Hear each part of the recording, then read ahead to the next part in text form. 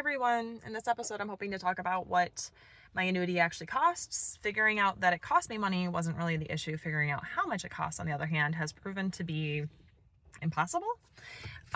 So in case you haven't seen my other episodes, I'm just a teacher. I am not an investment guru. I'm not a financial advisor.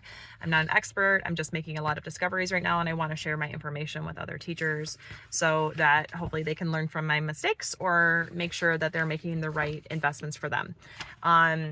So in this conversation, again, I have to remind you, not all annuities are bad. Not all 403Bs are bad. I want to make sure that I know the right questions moving forward to get the right kind of investment that I want to invest my money in for what my financial goals are. And part of that means you have to know what to even ask.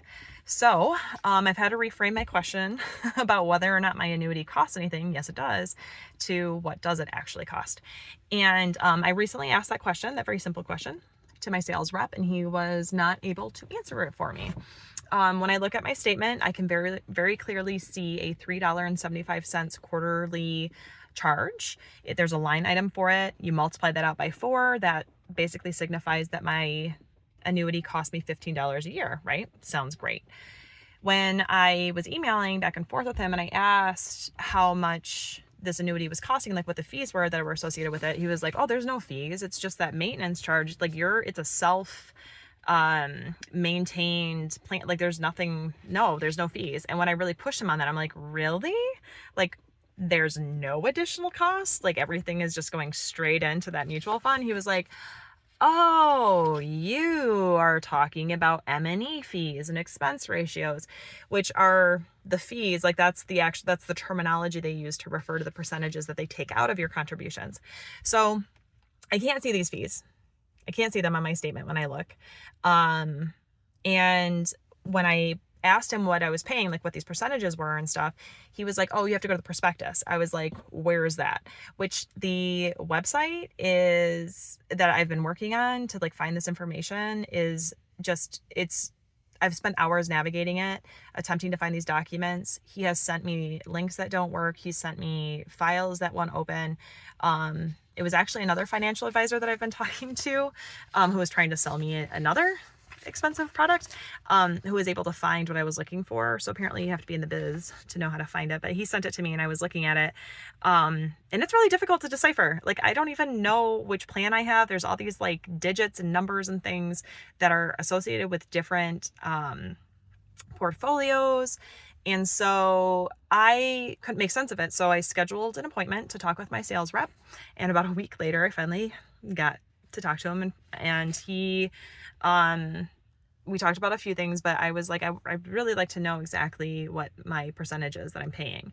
And he's like, well, all told, it's somewhere between like 1.25 and 2.5. He was like, oh, you're invested in the T Rowe Price. So that's like probably this. And I'm like, but what is it? Like probably, what is it?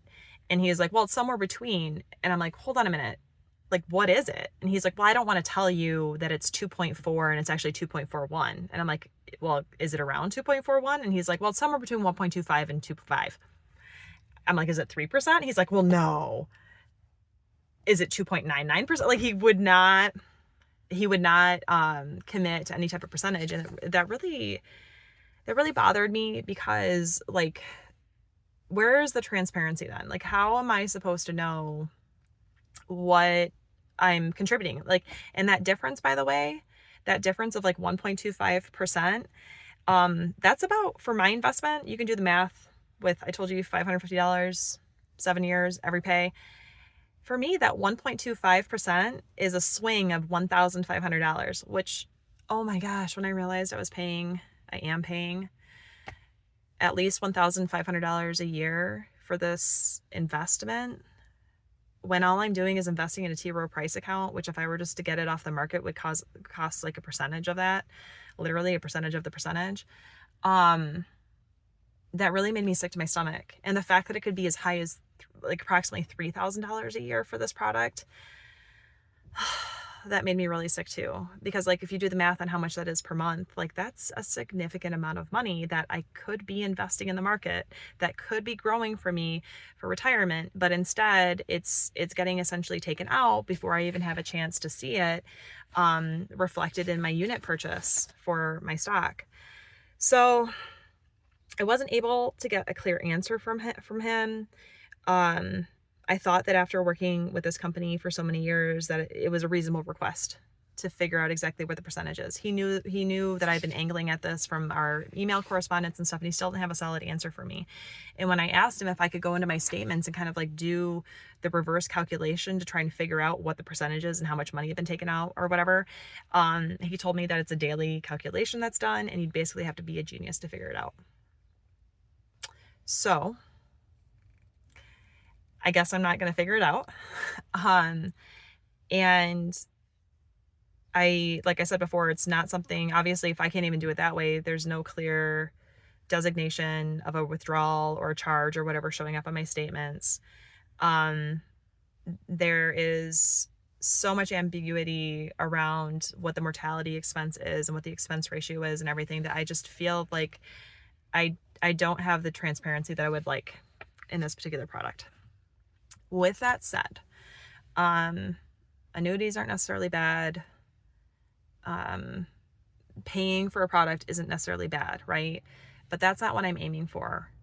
I already have a life insurance policy. The reason that I wanted to open up this 403b investment is that I wanted to save for retirement.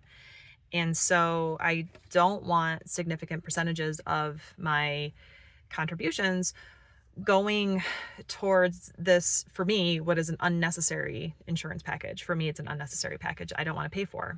I just want to invest directly in the market. So now that I've made that decision, I've been trying to figure out how I can take my money out of this product and move it somewhere else. And that is a difficult process, to say the least.